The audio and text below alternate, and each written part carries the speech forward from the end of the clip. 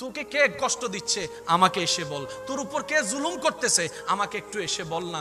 রব বলে যে বান্দা তোর কি দরকার, তোকে তো তাহাজ্জুদের ওয়াক্ত আমি দিয়ে দিয়েছি, গভীর রাত দিয়ে দিয়েছি, গভীর রাত দিয়ে দিয়েছি। দিনের বেলায় নামাজটা পড়ে গভীর রাতে এসে আমি রবের সাথে প্রেমের কথা একটু বল না, একটু প্রেমের কথা বল না।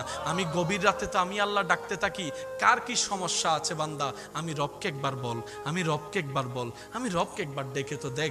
বান্দারে কে আছস অসুস্থ আমি রবকে জানা, কে আছস অভাবী আমি রবকে জানা, কার কি সমস্যা আমি রব তোদের কথা শুনবো।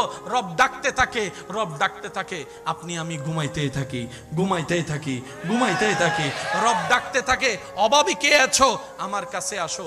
আপনি আমি ঘুমের মধ্যে থাকলাম, সকালটা হলো, এবার সেই অভাবটাকে কাঁধের মধ্যে নিয়ে অভাব দূর করার জন্য বিভিন্ন অনৈতিক কাজের মধ্যে লিপ্ত হয়ে গেলাম, আল্লাহ নারাজ হয় এমন কাজে লিপ্ত হয়ে গেলাম।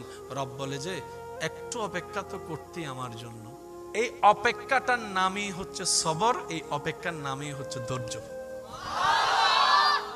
এই জায়গায় গিয়ে আমরা মার খেয়ে ফেলছি।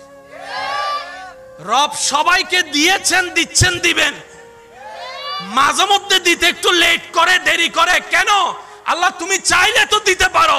রব বলে যে আমি দিতে পারি, কিন্তু এখন দিলে তুই রাখতে জানবি না, সেজন্য দিব না। বলেন না সুবহানাল্লাহ। আমার মাইকের আওয়াজ শুনতেছেন এরকম অনেক মা বাবা আছে, আজকেই ছেলে মেয়েকে আইফোন কিনে দিতে পারে এমন টাকা আছে। এরকম অনেক মা বাবা, কিন্তু ছেলের বয়স মেয়ের বয়স এখন ক্লাস 6-এ পড়ে। ছেলে বলতেছে বাবা আমার স্যারের কাছে আইফোন আছে, আমাকে একটু দেন না। মা বাবা বলে যে তোমাকে এখন ফোন দেওয়া যাবে, তার মানে মা বাবার কাছে টাকা নাই। দিচ্ছে না কেন? ছেলে এত কান্নাকাটি করে চাওয়ার পরেও দিচ্ছে না কেন? মা বাবা বলে যে এটা ওর জন্য এই বয়সে ভালো হবে।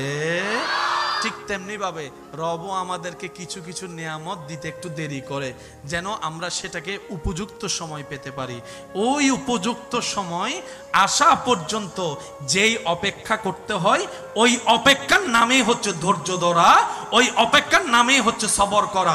ধৈর্য সবর কি এক কথাই বুঝে রাখবেন, আল্লাহর হুকুমের অপেক্ষার দিকে তাকায় থেকে বসে থাকার নামেই হচ্ছে ধৈর্য, এটার নামই সবর। বলেন না সুবহানাল্লাহ। অনেকেই কাবা তাওয়াফ করেও হজের সওয়াব পায়নি, আবার অনেকে মা বাবার চেহারার দিকে মায়া করে তাকিয়ে সেই সওয়াব পেয়ে গিয়েছে। কত হাজার মানুষ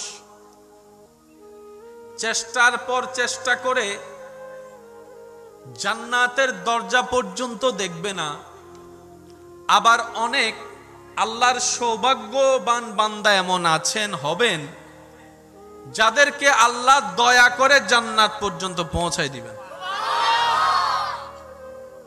আওয়াজ দিয়ে বলুন সবকিছু কার ইচ্ছা? তা আমাদের কাজ কি?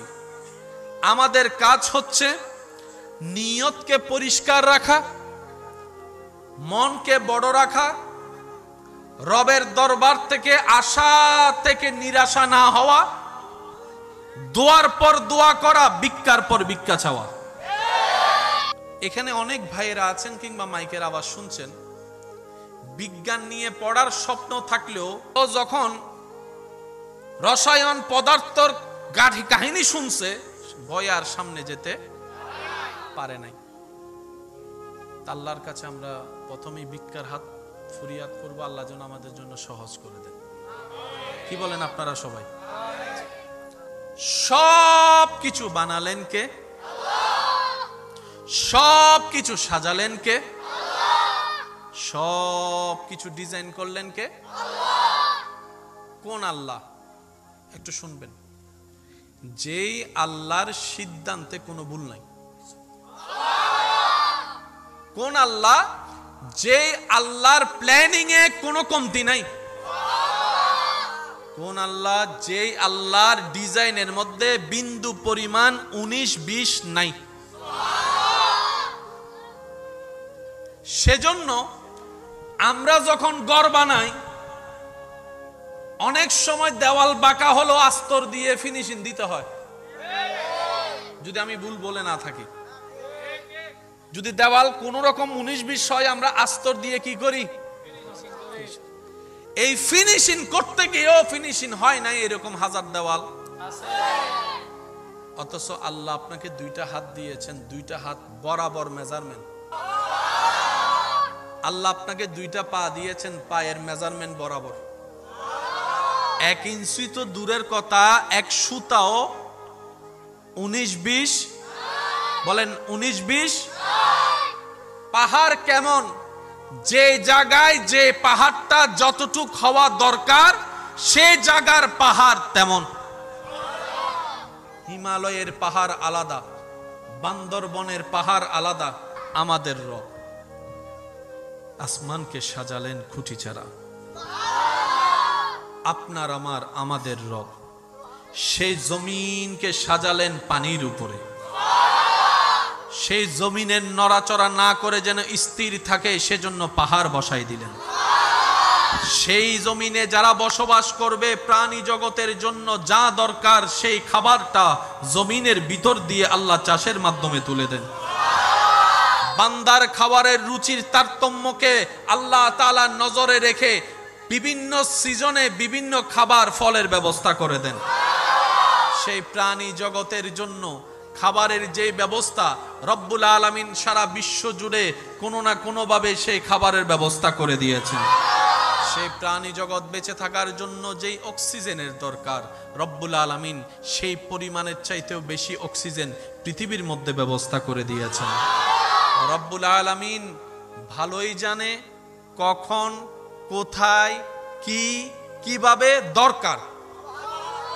রব সেইভাবে সৃষ্টি জগৎকে সাজিয়েছেন, কিয়ামত পর্যন্ত তিনি সেভাবে চালাবেন। সব প্ল্যানিং কার? জোরে বলেন কার? আর আল্লাহর প্ল্যানিং এ বিন্দু পরিমাণ কোনো 19-20। ঘরে গিয়ে আজকে নাকটা একবার দেখবেন, আপনার নাকের যে ডিজাইন, খাবারের